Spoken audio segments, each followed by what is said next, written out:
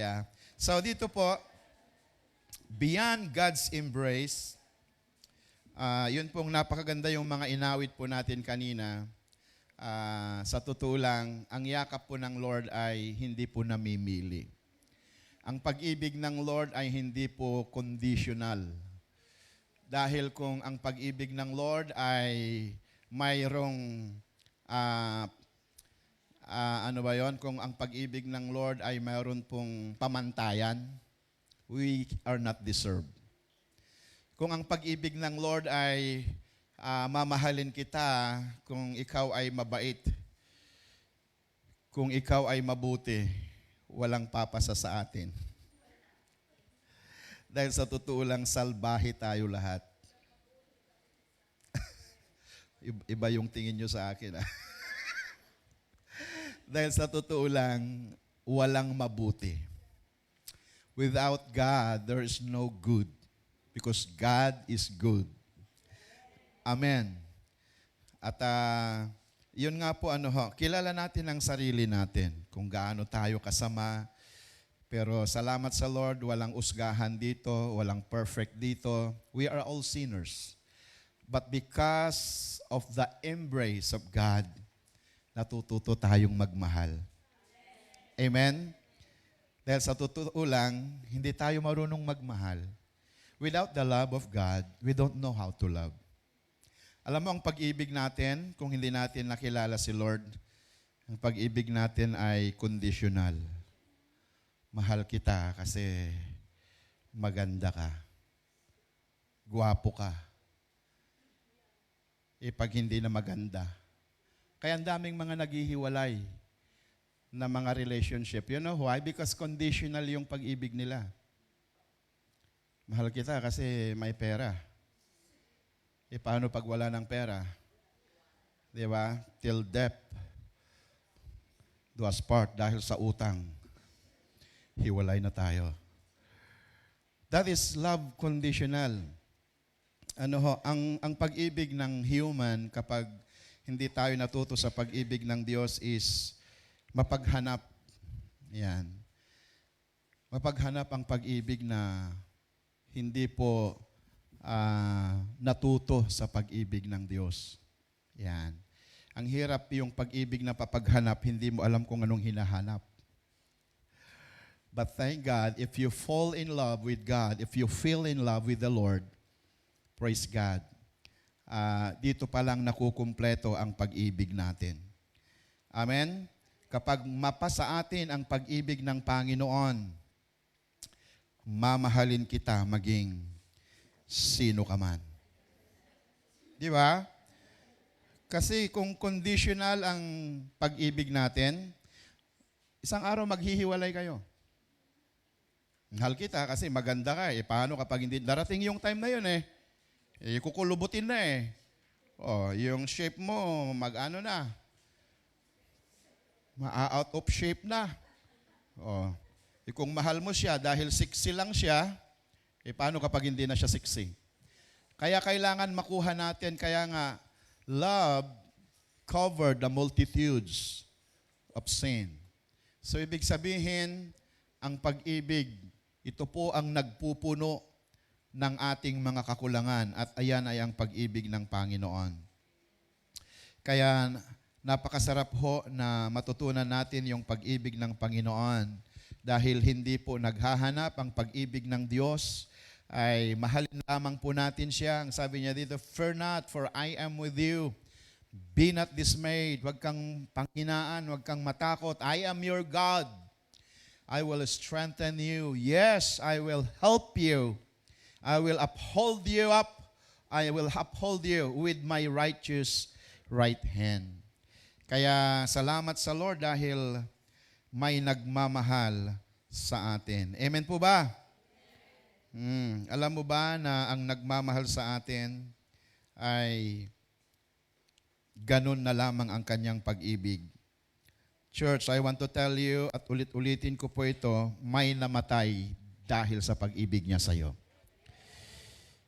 Amen ba? May namatay dahil sa pag-ibig niya sa iyo. Walang iba kundi ang ating Panginoon. He died at the cross because of His love. At salamat sa Lord para matutunan natin ang tunay na pag-ibig. Hindi yung pag-ibig na naghahanap. Kaya ang unang-una na matututunan natin dito, to receive the love of God beyond God's embrace. Ang ibig sabihin nitong beyond God's embrace is love. Sabi nga po nating love. Hallelujah. At alam natin kung ano ang ibig sabihin ng love. Love is giving. Without giving, there is no love. Ano ho? At ang unang nagpakita ng kanyang pag-ibig, walang iba kundi ang Panginoon. Bakit kailangan nating mahalin ang Diyos? Di ba? Dahil unang-una, siya ang unang umibig sa atin. Amen. At ngayon ay, ano yung gagawin natin para matanggap natin yung pag-ibig ng Diyos? Okay, so unang-una, paano natin gagawin? We must receive God's embrace or love. Alam mo ba kung bakit? We know that Jesus is a gift from God. Do you believe that Jesus is the gift of God? Jesus is our salvation. Siya ay regalo ng Diyos. At di ba kapag may regalo tayo, masaya tayo? The Bible says, John 3:16, "For God so loved the world, that He gave His only Son, that whosoever believe on Him should not perish, but have everlasting life." So, ibig pong sabihin, ang Panginoong Jesucristo ay regalo ng Diyos para sa kaligtasan. Kaya, kung nais nating magkaroon ng kaligtasan na sinasabi ng Bible, kung gusto nating magkaroon ng buhay na walang hanggan, I believe na mayroong dalawang destination ang tao. Either heaven or hell. Amen po ba? So, dito makikita natin, actually church, we deserve hell. Alam mo ba yon? Kasi doon sa Garden of Eden, hindi natin pinili ang Diyos. We came from Adam and Eve. At hindi po nila pinili ang Diyos. Anong sabi ng Diyos? Huwag niyong kakainin yung bunga ng punong kahoy na nandyan sa gitna. Kung bakit naman kasi si Eva, pasyal ng pasyal. Mas mapasyal kaya yung mga babae. Tapos itong si Eva, nakita niya tuloy yung puno ng bunga ng punong kahoy na pinagbabawal ng Diyos na huwag niyang kainin. Kaya nung nakita niya, ay, napakaganda sa kanyang paningin. Ano ho? Yun ang sabi ng Lord, huwag niyong kainin kung hindi mamamatay kayo. So, anong nangyari? Siya po ay natukso. Siya po ay nalinlang, kaya kinain po niya at isinama pa niya si Adan. Kaya minsan nandadamay yata ang kasalanan. No? Buti na lang, siya na lang sana. No? Pero alam niyo, kaya minsan ang mag-asawa, kailangan matuto tayo kung ano yung nararapat. No? Kasi ang kasalanan ng isa, kasalanan ng dalawa. Ba't kaya hindi sinabi ni Adan noon, "Oy, iba, ba't ka kumain?" Wala man lang tayong marinig na ganun, no? Nung binigyan siya, kumain na lang. Hindi man lang nagsalita. Darling, sweetheart, honey. Anong ginawa mo? Di ba? Wala. Akin na nga. Since then, doon pumasok ang kasalanan. Doon nagkaroon ng problema ang tao sa Diyos. Kaya, hindi pinili ng tao ang Diyos. Di ba? Bakit kasi naglagay pa ng Lord ng puno doon? Yun na naman. Wag na lang kasing naglagay para wala ng kasalanan. Kasi, alam mo, nilikha tayo ng Diyos kasama yung choices. We have the freedom to choose. Kasi kung hindi gagawa ng Lord ng ganon, parang robot din tayo. Susunod-sunod lang din tayo. Ang Lord ayaw na ng ganon. Kailangan piliin mo siya at nakakalungkot hindi natin pinili ang Diyos. Kaya iyon, mula noon, nagkaroon na ng problema. Kaya ang sabi ng Bible, ang bunga ng kasalanan ay kamatayan. Ngunit ang biyaya ng Diyos ay buhay na walang hanggan sa pamamagitan ni Kristo Jesus. So, way back then, doon sa Garden of Eden, lahat halos we deserve hell doon sa pag-disobey. Anong ibig sabihin ng kasalanan kasi? Paglabag. Yan. Baka, ano bang ibig sabihin ng kasalanan? Baka hindi, paglabag, pag-disobey. Kaya mula noon, nag-disobey ang tao, yun na, doon na pumasok ang kasalanan, kaya si Cain, pinatay na niya yung kanyang kapatid. Doon na pumasok lahat ng uri ng kasalanan. At alam mo ninyo, mabuti na lang mahal tayo ng Diyos. Actually, hinihintay na lang natin ang kapahamakang walang hanggan pero dahil sa pag-ibig ng Diyos, ibinigay niya ang kanyang bugtong na anak. Yan. Upang ang sinumang sumampalataya sa kanya, yung first Adam, yung nangyari doon sa Garden of Eden na nasira sa pamamagitan ng pagsampalataya natin sa Panginoong Jesucristo, na-restore ang relasyon natin sa Diyos. Amen po ba? So, wala pong sa Espanyol, no ay, ano yun? No tiene que ver. Sige, ako na lang yun.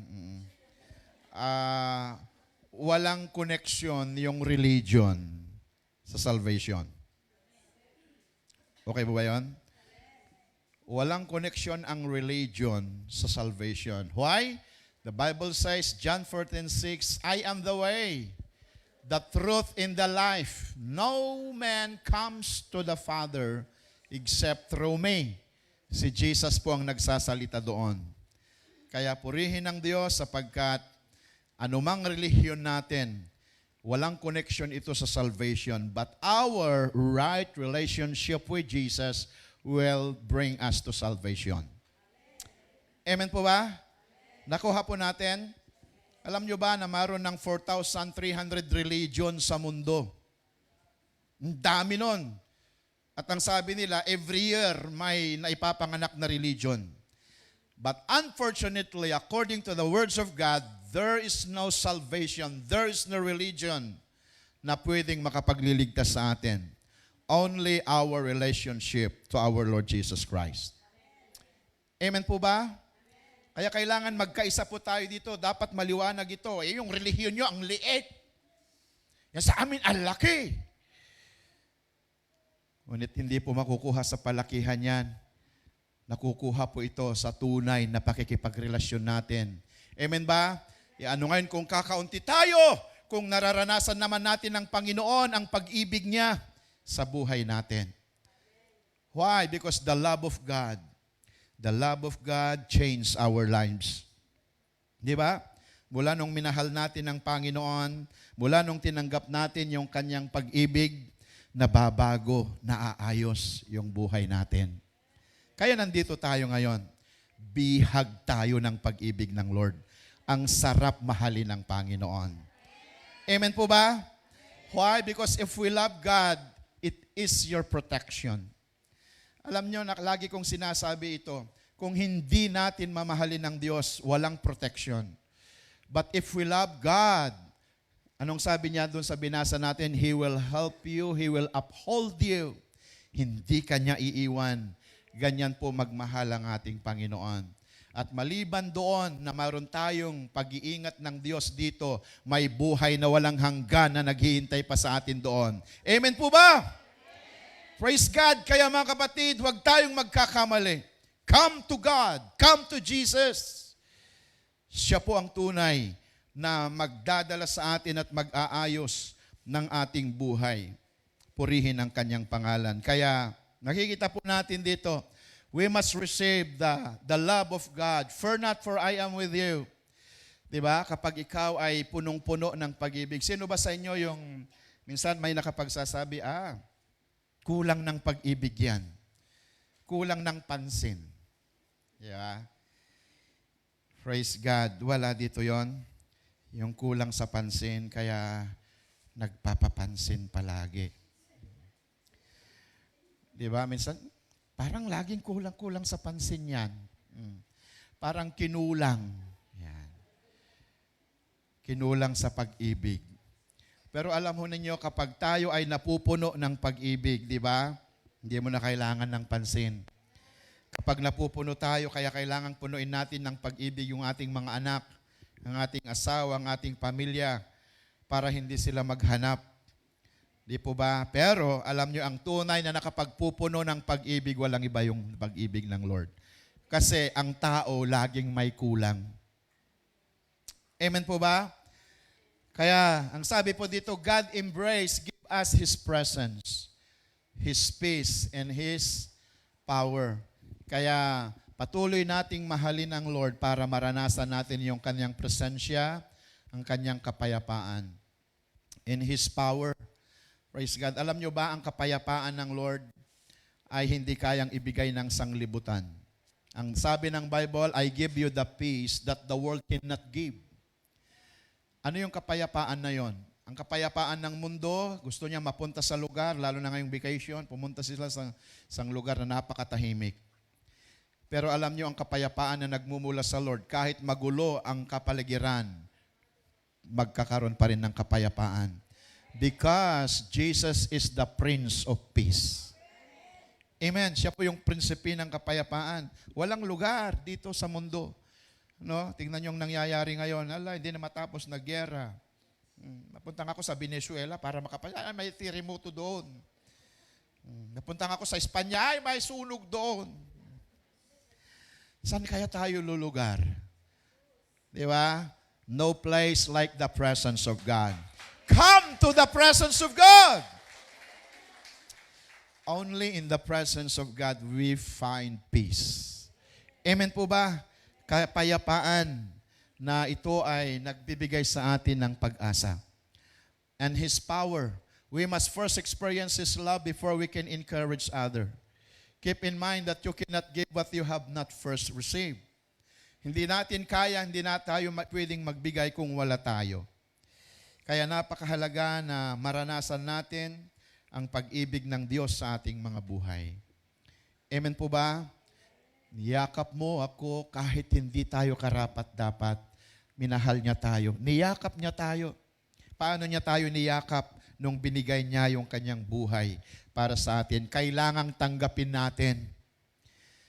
Jesus is the gift from God. Pero kung hindi mo tatanggapin yung regalo na yan, alam naman ng tao that Jesus is the gift of God for salvation. Pero kailangan nating tanggapin. Amen po ba? Kailangan nating tanggapin. Kahit alam mong regalong para sa'yo yan, kung hindi mo tatanggapin, hindi mapapasayo. So, kailangang tanggapin natin. Paano natin tanggapin? Tanggapin natin siya at papasukin sa ating puso. Praise God. Amen? Hallelujah. Kasi ang sabi niya, ang sino mang tumanggap at sumampalataya sa Kanya ay binibigyan siya ng karapatang maging anak ng Diyos. John chapter 1 verse 12. He wants us to live by faith in His presence, filled with His love and strengthened by His power. Kaya dito makikita natin na hindi tayo pwedeng mabuhay kung walang pananampalataya. Ang tao ay may kanya-kanyang pananampalataya. Pero kailangan siguruhin natin ano bang pananampalataya meron ka. Ano bang paniniwala meron ka? Maraming paniniwala sa mundong ito, gaya nga ng sabi ko kanina, kaya minsan nalilito na ang tao. Sino nga ba talaga ang totoo? Sino nga ba talaga ang tama? Kasi kapag magsalita sila, kami ang tama. Punta kayo dito, kami ang tama. Ngunit ito lang ang masasabi natin, walang ibang tama kung hindi yung isa, walang iba kundi ang ating Panginoong Jesucristo. Amen? At ito po yung atin pong ibinabahagi, ipinapahayag. Hindi ang Great Awakening Church, Hindi ang Pentecostal Church, hindi ang anumang organization ang makapagliligtas sa atin kung hindi yung pananampalataya lamang natin sa ating Panginoong Hesukristo. Ito ang magdadala sa atin, ito yung pag-ibig ng Diyos na kailangan nating tanggapin. At ako'y nakakasiguro na magkikita-kita tayo doon sa langit. Amen ba? Kung hindi Jesus, kung hindi ang Panginoong Jesus ang iyong sasambahin at sasampalatayanan, ibang langit ang pupuntahan mo. Baka langit-langitan. Kailangan ang tunay, walang iba kundi ang ating Panginoong Hesukristo. Gawin natin siyang Panginoon at tagapagligtas ng ating buhay. Amen po ba? Marami pong nakakakilala sa Panginoong Hesukristo pero hindi nila ginagawang Panginoon. Di ba? Gusto lang nila tagapagligtas. Di ba? Gusto nila ang kingdom pero yung king. Alam nyo, magkasama yung kingdom Hindi mabubuo yung kingdom kung walang king. Di po ba? Ang gusto ng tao, yung kingdom lang. Yung king. Di ba? Parang gusto nila shortcut. Church, walang shortcut sa langit. Kailangang sumunod tayo sa hari. Ang hari ng mga hari. Amen? The Lord of Lords. Kailangan tayong sumunod sa Kanya. Dahil habang sinusundan natin ang kalooban ng Lord, purihin ng Panginoon, hindi tayo ililigaw, hindi ka maliligaw. Pwedeng sabihin mo sa katabi mo, hindi ka maliligaw.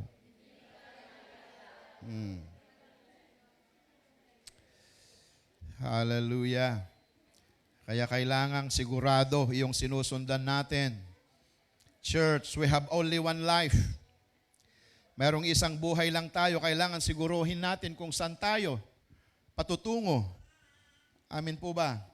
So, purihin ng Diyos, mula nung makilala ni Apostol Pablo, nung maranasan ni Apostol Pablo yung pag-ibig ng Diyos sa kanyang buhay. Si Apostol Pablo, alam nyo, bago Pablo, relihiyoso si Saulo. Napaka-religious niya. Napaka-devoted niya sa kanyang religion. Pero alam nyo, kailangan pa niyang makilala ang Panginoong Hesukristo. Di ba? At purihin ng Diyos, mula nung maranasan niya yung yakap ng Panginoon sa kanyang buhay, ang alam niya, tama na yung relihiyon niya. Pero nung maranasan niya ang Panginoong Hesukristo sa kanyang buhay, nung maranasan ni Pablo yung yakap ng Panginoon, wow, kakaiba ito. Kaya ang sabi niya dito sa Romans 8:38-39, "For I am convinced that neither death nor life, nor neither angels, nor demons, neither the present, nor the future, nor any power, neither height, nor depth, nor anything else in all creation will be able to separate us from the love of God that is in Christ Jesus our Lord." Walang makapaghihiwalay, sabi ni Apostol Pablo. Ang kataasan man, anumang kapangyarihan, ang anghel, ang demonyo, walang makapaghiwalay sa akin sa pag-ibig ni Kristo. Amen po ba? Dapat ganun po tayo. Bakit? Kasi ang pag-ibig ng Panginoon, ang pag-ibig ng Diyos, ito ang nagbubuo sa atin. Kapag makuha mo yung pag-ibig ng Diyos, praise God, wala ka nang hahanapin pa. Amen? Pero kung wala ang pag-ibig ng Lord sa atin, lagi kang naghahanap. Bakit? Bakit? Puro bakit? Akala ko mahal mo ako. Di ba? Hindi nyo ako naiintindihan. But if you have the love of God, anuman ang mangyari, mauunawaan mo. Amen? Tignan ninyo si Jesus, nung binigay niya ang kanyang buhay, nung namatay siya sa krus. Di ba? Actually, mahirap unawain yung kalagayan niya. Isa pa, galing siya sa Diyos. Isa pa, nilikha niya tayo. Isa pa, binigyan niya tayo ng buhay. Siya ang lumikha sa atin, ngunit pinako natin siya. He has all the right. Ba, sino kayo? Alam niyo, kahit nung nandun siya bago siya ipako, pwede niyang wasakin ang mundo. Alam niyo ba yon? Pero hindi niya pinili. Hindi niya pinili yung kalooban niya, pinili niya na iligtas tayo. Amen? Hindi niya pinili yung kanyang sariling kagustuhan, pero pinili ka. Habang siya'y pinapako sa krus, alam mo ba, bawat tulo ng kanyang luha, ikaw ang laman ng kanyang luha. Ikaw ang laman ng kanyang dugo. Actually, sa totoo lang, may kaya siyang gawin, pero hindi niya ginawa. That's how He loves you, church. At kung maintindihan mo lang yon, alam mo, hindi mo lang maaalala si Lord kapag Semana Santa. Maaalala mo palagi ang kanyang pag-ibig. Kapag may problema ka, alam mo, babalik ka sa krus. Wow, may namatay dahil sa pag-ibig niya sa iyo. Ang sarap mahalin si Lord. Pag-ibig niya, buhay niya. Amen? Minsan, nabastid ka lang, gusto mo nang magpakamatay.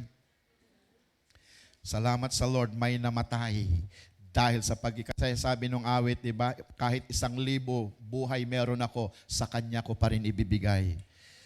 Amen ba? Bakit? Kasi kapag ibibigay mo yung buhay niya, iingatan ka niya, gagabayan ka niya, tutulungan ka niya, at ililigtas ka niya. Ganyan po magmahal ang Lord. Amen? The Bible says, the love of God is better than life.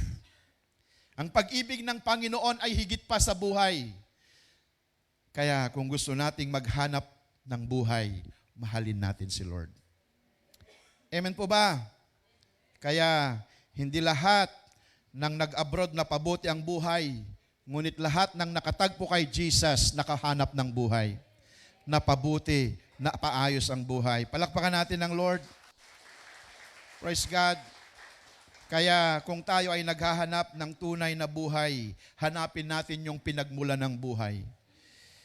Kahit hanap ka ng hanap buhay, kaya minsan hanap patay. Linggo, trabaho, sige.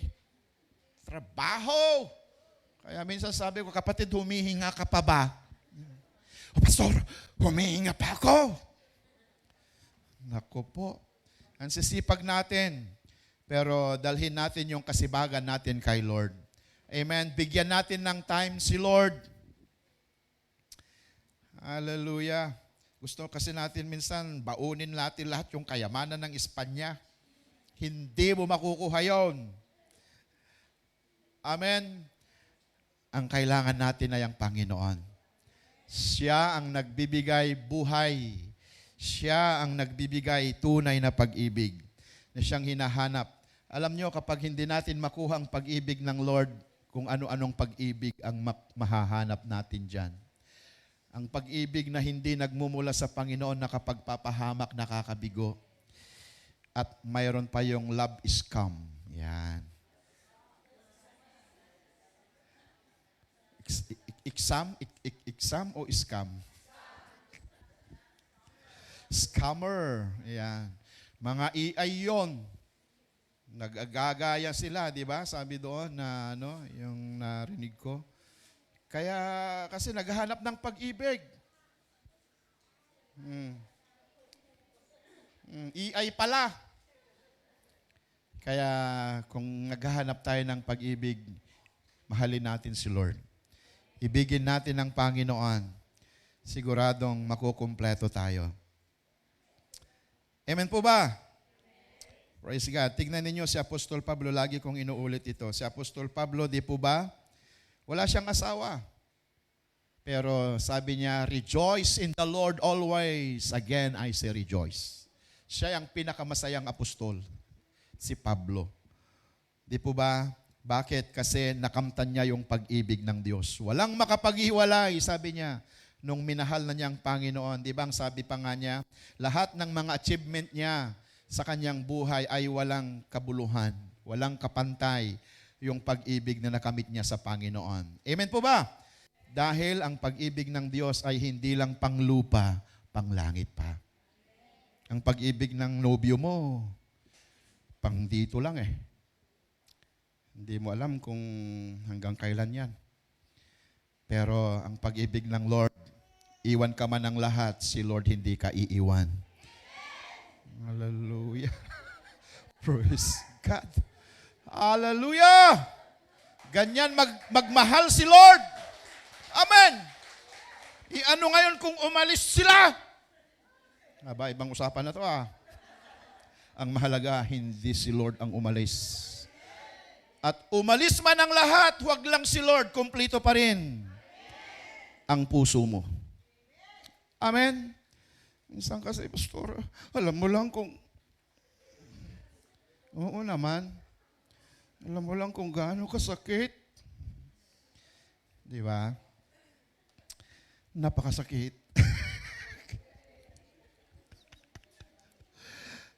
Kaya mga kapatid, para maiwasan yung mga yan, ma-in-love tayo kay Lord. Amen.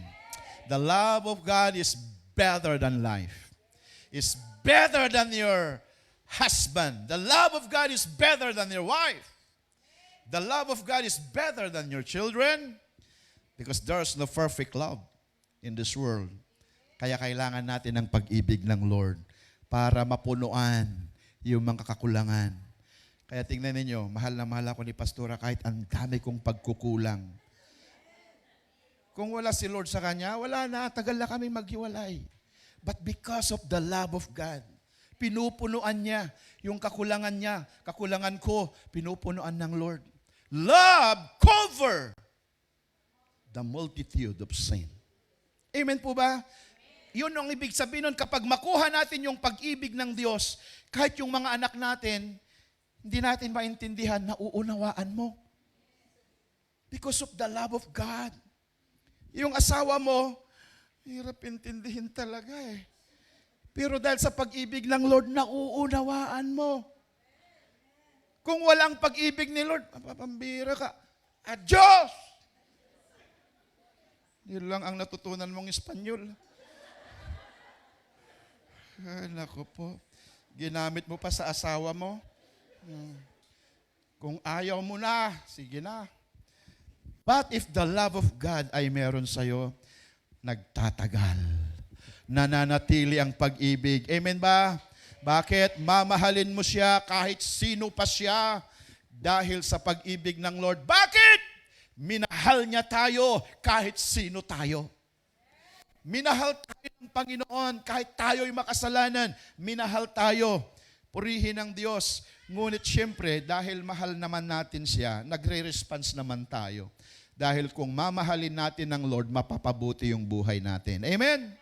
Praise God. At ang sabi pa dito, pangalawa, rooted in God's embrace.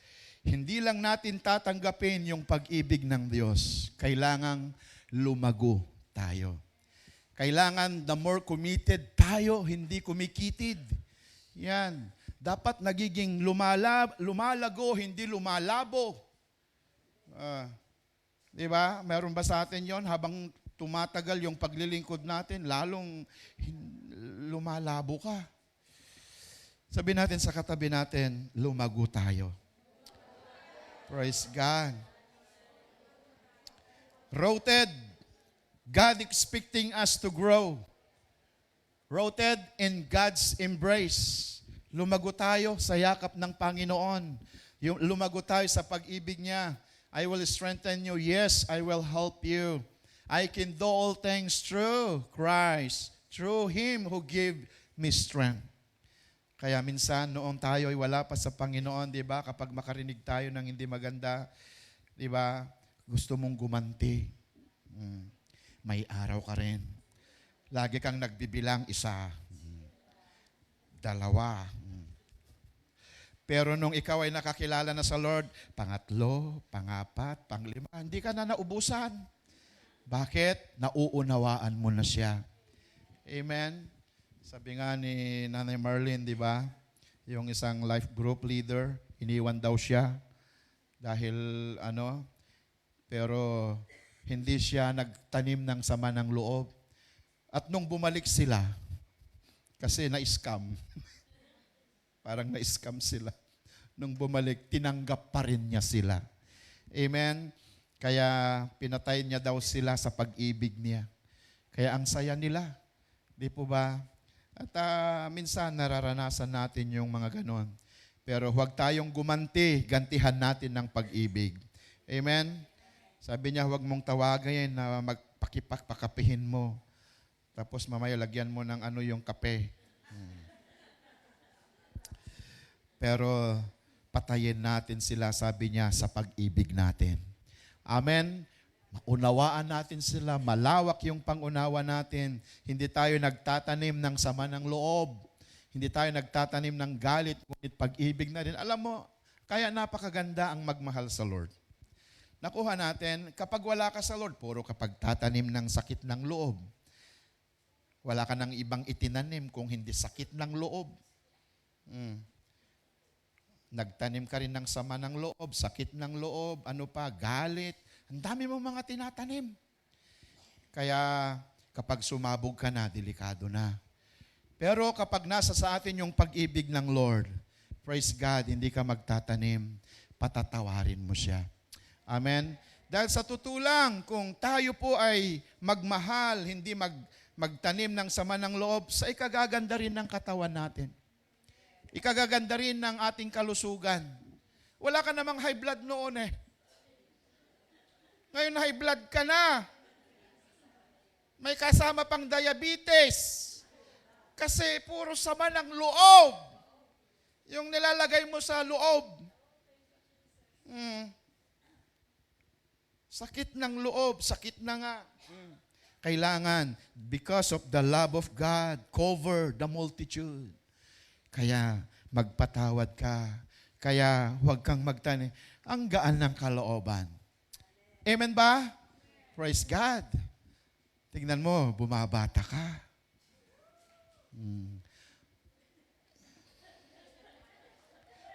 Diba? Praise God. Oh, sige, magsama ka ng sama. Magsama? Magtanim ka ng sama ng loob. Mapapa-advance ka.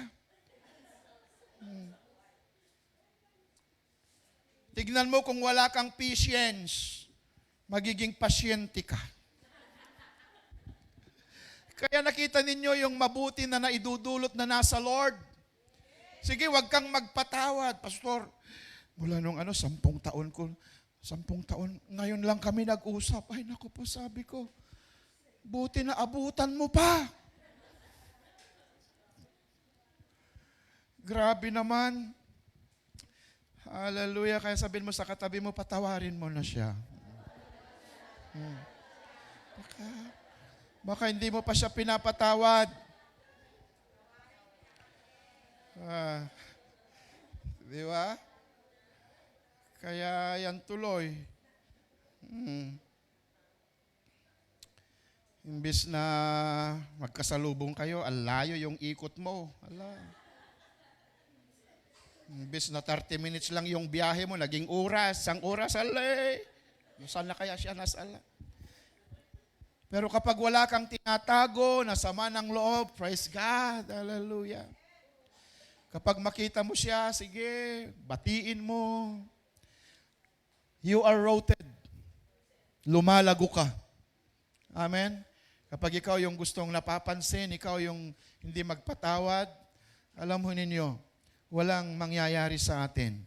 Kaya kailangan lumago tayo because we can do all things. Hindi natin kaya. Sabi nung isang kapatid nung kagabi, sabi niya, Pastor, di ba? Sabi na, kinausap namin ni Pastor, parang kung tinitignan ko, hindi kami magkasundong magkapatid. Grabe. Dahil sa lalim daw ng kanilang samaan ng loob. Pero sabi namin, walang imposible kay Lord. Amen po ba? Tignan ninyo, kapag wala tayo sa Panginoon, sige, dadan ka muna sa ibabaw ng aking bangkay. Ganyan ang tao na wala sa Lord, di ba? Sige, tignan ko nga, matirang matibay, halay. Tignan ninyo, yung buhay na wala sa Lord. Sige, nag-aabang ka doon. Sige, makidlat ka sana, ala. Kung ano-ano nang pinaggagawan. Makidlat ka, matisod, hala. Ang nakakalungkot, lahat ng sinasabi mo, bumabalik sa'yo. Ay, makidlat sana. Ay, mama, ikaw ang nakidlat. Ay, naku po. Ang gulo ng isip. Kaya magpatawad tayo, mga kapatid. Umunawa tayo dahil ang nakakaunawa, siyang matalino. Praise God. Rin ng Diyos, malawak yung pangunawa mo. Ikaw ang matalino. Hindi yung makitid. Kunting ano lang. Wala namang ano sa'yo. Di ba? Ang dami mo nang nasabi. Di ba? Pero kung tayo ay lumalago sa pag-ibig ng Lord, praise God. Ano man ang sabihin nila, ano man ang aba, di ba? Parang alam na alam ninyo kapag na kay Lord tayo, purihin ng Diyos, ibinibigay natin sa Panginoon. You cannot please everyone. What you can do is just to pray for them dahil lumalago ka sa Panginoon, minsan masakit man, pero alam mo, hindi mo kaya kung wala si Lord. Kaya kailangan kapag iba na yung nararamdaman mo, parang iba na yung emotion mo, iba na yung feeling mo, Lord, iba na to, Panginoon, tulungan mo ako. Hindi ko kaya sa aking sarili, pero alam ko, tutulungan mo ako, Panginoon. Punta ka sa pag-ibig ng Lord. Dahil sa pag-ibig ng Lord, hindi ka maunawaan, pero inunawa ka ni Lord. Amen po ba? Ang sabi dito, but He said to me, my grace is sufficient for you. My power is made perfect in weakness. Kaya tignan ninyo, yung biyaya ng Panginoon ay higit pa sa sapat. Therefore, I will boast all the more gladly about my weaknesses so that Christ's power may rest on me. So, ibig sabihin, wala tayong maipagmamalaki sa Lord. Wala tayong maipagmamalaki sa Panginoon. You know why? Because, even lahat ng kayamanan mo ay pagtipon-tipunin mo, hindi mo kayang ma-afford ang buhay mo sa isang araw. Money cannot afford your life just for one day. Para sabihin mo sana, hindi mo na ako, halimbawa, mamamatay ka na, tapos sabihin mo, pag ipunin ko lahat ng pera, ibabayad ko para maisang araw pang buhay ako na matitira sa mundo. Nakuha natin.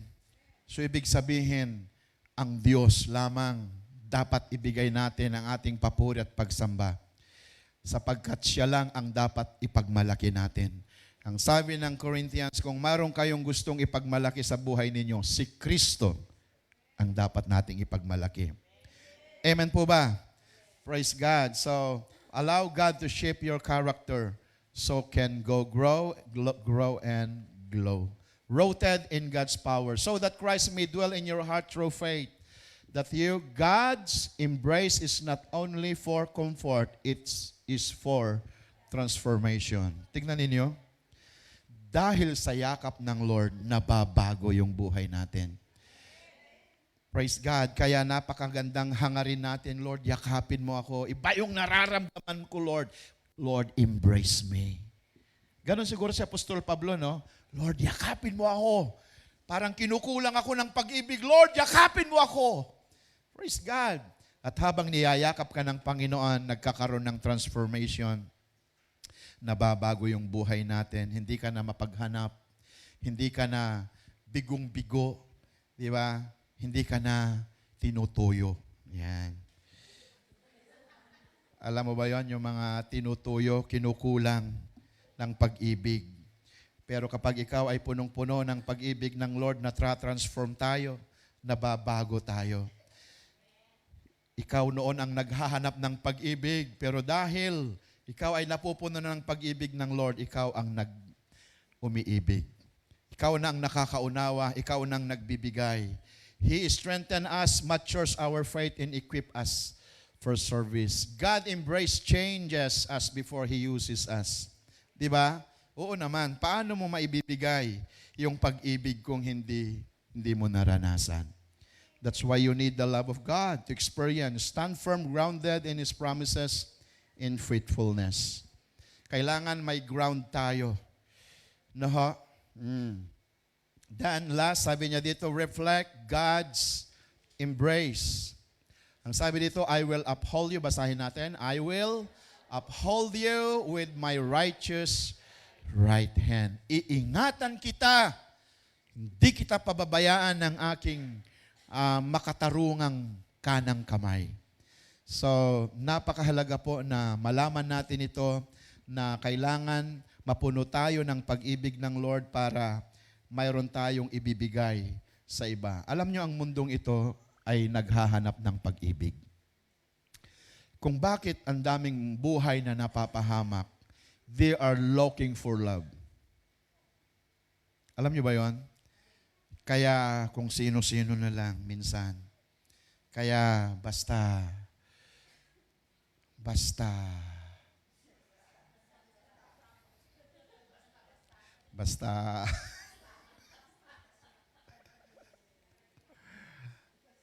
because of love. Kaya kailangan mapuno tayo ng pag-ibig ng Lord para hindi naman basta-basta. If you feel the love of God, makikita po natin. Pag-pray natin, lalo na yung mga kadadalagahan, piliin natin yung boyfriend na nagmamahal sa Lord. Dahil kung walang pagmamahal sa Lord, anong ibibigay niya na pagmamahal sa iyo? Di ba? Kaya, napakahalaga. Ang sabi dito, accept one another then just as Christ accepted you in order to bring praises to God. So, dahil may tinanggap ka ng pag-ibig ng Lord, kaya tinatanggap mo rin ang bawat isa sa atin. Amen po ba? Tinatanggap po ba natin ang bawat isa sa atin? Dahil we are all children of God. Kung tinanggap na natin ang Panginoong Hesus, you become the child of God. Be completely humble, Ephesians 4:2-3, and gentle. Be patient, bearing with one another in love. Make every effort to keep the unity of the Spirit through the bond of peace. Purihin ng Diyos. Be intentional about encouraging, supporting, and disciplining others in the body of Christ. To love God is intentional. Amen po ba? Intentional, ibig sabihin may gagawin ka. Alam mo, alam ng Lord yung halimbawa, galing kayo sa trabaho, tapos pupunta kayo dito. May mga kapatiran ba na pagod sila, pumupunta lang kapag hapon na naman, pasok na naman sa trabaho. Alam mo kung bakit? Kasi they love God. Ang daming mga may panahon sa Diyos pero hindi nila binibigay. Pero nakikita mo yung mga kapatid na layo-layong pinanggalingan, pero pumupunta pa rin sila dito. Ang daming mga tao dyan, malapit lang, di man lang makapunta sa church. Di ba? Ang tunay na nagmamahal, nun po ay may effort. Intentional ang pagmamahal natin kay Lord. Bakit? Kasi kung mamahalin natin siya, mapapabuti yung buhay natin. Wala na po yung laging sinasabi, there's no other option. Kung gusto mong mapabuti yung buhay mo, mahalin mo si Lord. Kung gusto mong maayos yung buhay mo, just love God. Wala nang ibang pagpipilian. Diyan po ba tayo? Kailanman, never na ipapahamak tayo ng Panginoon. Hallelujah. Ang gustong mapabuti ang buhay, magsabi ng amen. Praise God. You need to love the Lord. Amen? Kasi dalawa lang ang sinusundan ng tao sa mundo, whether you like it or not. Ang mahalin mo ang Lord o ang mahalin mo ang mundo. The Bible says, sapagkat kaaway ng Diyos ang umiibig ng sanglibutan. Pero ang sino mang umiibig sa Panginoon, hallelujah, ay pagpapalain po niya. Amen? So, be completely humble lang sabi niya dito, make every effort to keep the unity of the spiritual through the bond of peace. Kaya, dahil may pag-ibig na tayo sa Panginoon, nag-i-encourage ka na, nagsusupport ka na, nagdi-disciple ka na. Alam ko po na nagbibigay tayo, tumutulong tayo. Sabi nga ni hindi dahil birthday mo, nagbibigay ka dahil birthday niya. Hindi, dahil mahal mo siya. Amen? Nagbibigay tayo dahil mahal natin ang isa't isa. As God uphold us, we are called to uphold one another. God calls you to be a blessing. Nakatanggap tayo ng pagpapala para maging pagpapala tayo sa iba. We are embraced by God so that we can embrace other. You cannot love other without the love of God. Amen po ba? At iyon nga kailangan maranasan mo. He does not embrace us to simply comfort us, but to transform us and to make us a source of His love to other. Kaya noon nagbibilang ka na, noon sakit yung ano mo kapag ano, pero ngayon pinapatawad ka, nagpapatawad ka na, nagmamahal ka, umuunawa ka. Kaya tignan mo kung paano ka nagbubunga ngayon. Then, maganda pa yung kalusugan mo, maganda pa yung isip mo. Di ba? Sarap-sarap ng tulog yung nakautang sa'yo na hindi nagbabayad. 10 taon na, hindi pa nakabayad. Alay. Hindi ka makatulog. Ala. Siyang sarap-sarap ng tulog niya. Abuloy mo na lang. Pastor, alam mo ba? Iyon nga kaya ka nga nagkasakit dahil hindi mo na ano. Ang sabi ng Bible, ang pagtulong, ito ay pagpapautang sa Lord. Ang paglimot nila na pagbayad, kapag si Lord ang nagbayad, doble-doble. Amen ba? Kasi may kapatid tayong ganun noon Sabing ganun, di ba? Pastor, matagal na niyang utang yun kasi talagang hindi daw niya nakakalimutan. Pero tanong ko, pinabayaan ka ba ni Lord? Pinabayaan ka ba ni Lord? Hindi nga, Pastor, parang maraming akong natatanggap na pagpapala. Alam niyo, minsan merong kasi yatang taong ganun, utang kalimutan. Hindi natin tinuturo dito ang pangungutang. Amen? Kailangan magtiwala tayo sa Panginoon hanggat maaari, huwag tayong umutang. Amen ba? Dahil hindi naman masamang umutang, basta magbayad ka. Pero ang hirap, may mga umutang yata na walang planong magbayad. At alam mo, kapag hindi sila nagbayad, kapag si Lord ang nagbayad, kaya doble-doble. Kaya huwag mo nang isipin kung halimbawa man, nagkakaroon ka na ng Alzheimer sa kaiisip mo. Kung ano-ano nang nagkaroon ka, ibigay mo na lang kay Lord. Amen po ba? At ako'y naniniwala na hindi ka pababayaan ng Panginoon. So, God's source of light. We are like mirrors. We don't produce the light, we reflect the light we receive. Para tayong mga espeho na kung nakatanggap tayo, ito ay nagre-reflect naman sa iba. Nakikita yung buhay mo sa iba. Amen po ba? Dahil nasa sayo ang Panginoon. Ang ating conclusion, beyond God's embrace, receive, go for His embrace. Rooted, grow deeper in His embrace. Reflect, glow with His love so other may see Him. Purihin ang Panginoon. Kaya sa oras na ito, nais ko na ibahagi natin ang pag-ibig ng Diyos. Marami po ang nangangailangan ng pag-ibig. Maraming nangangailangan ng kalinga, pag-asa sa labas. At sino pa ang gagamitin ng Panginoon? If you receive the love of God, purihin ng Diyos, yung pag-ibig ng Diyos sapat sa atin. Bakit? Kasi may buhay na walang hanggan na naghihintay sa atin. Wala nang kulang kapag nasa sa atin ang pag-ibig ng Diyos. Ang sarap mabuhay sa pag-ibig ng Panginoon. Hindi ang pag-ibig ng sino-sino, hindi tayo naghahanap ng pag-ibig ng sino-sino, but the love of God fill us. At tignan ninyo ngayon, nagpapatuloy tayo na may pag-asa. The Bible says, for to me to live is Christ, ang sabi ni Apostol Pablo, and to die is gain. Ang nabubuhay ay kay Kristo at ang kamatayan ay gantimpala. If you have the love of God, purihin ng Diyos, patuloy tayo na nabubuhay na may pag-asa at sa mamatay man tayo, kasi lahat tayo mamamatay. Pero kahit mamamatay tayo, ay gantimpala pa rin. Amen? Ang kamatayan sa ating mananampalataya ay promotion. Ang kamatayan sa ating mananampalataya ay gantimpala. Kaya, praise God, huwag tayong matakot. Kung si Lord ang nasa sa atin, ang kanyang pag-ibig ay buhay. Praise God. Kaya, pwede ba na lumago tayo sa pag-ibig natin sa Panginoon sa oras na ito? Amen ba? So, sa oras na ito, hindi ko alam kung ano ang kalagayan po natin. I'm sorry. Hindi ko po alam kung ano ang situation po natin ngayon. Praise God. Nais ko na maranasan natin ang yakap ng Lord sa buhay ng bawat isa. Amen.